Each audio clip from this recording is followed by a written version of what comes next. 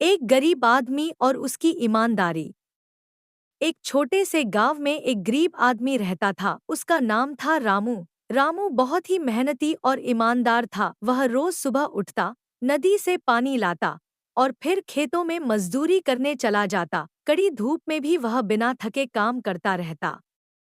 एक दिन की बात है, रामू खेत में काम कर रहा था। तभी उसकी नजर जमीन पर पड़े एक थैले पर गई। उसने पास जाकर देखा तो पाया कि थैला सोने के सिक्कों से भरा हुआ है। रामू की खुशी का ठिकाना नहीं रहा।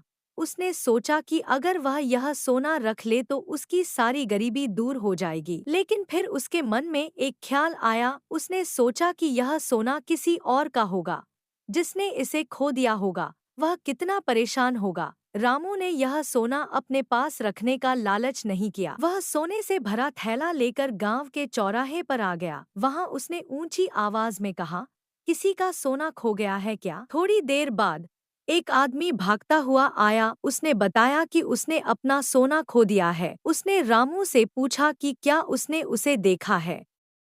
रामू ने थैला उस आदमी को दिया और कहा, देखो, यह तुम्हारा ही तो नहीं है।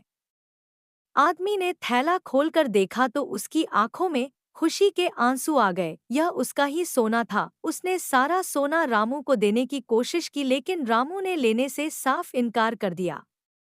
यह देखकर सारे गांव वाले रामू की ईमानदारी की तारीफ करने लगे। उन्हें रामू पर बहुत गर्व हुआ। रामू ने यह साबित कर दिया कि धन से ज्यादा जरूरी है नेक दिल और ईमानदारी।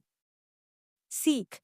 यह कहानी हमें सिखाती है कि ईमानदारी सबसे बड़ी पूंजी होती है। जीवन में मुश्किल घड़ी आने पर भी हमें कभी भी अपनी ईमानदारी नहीं खोनी चाहिए।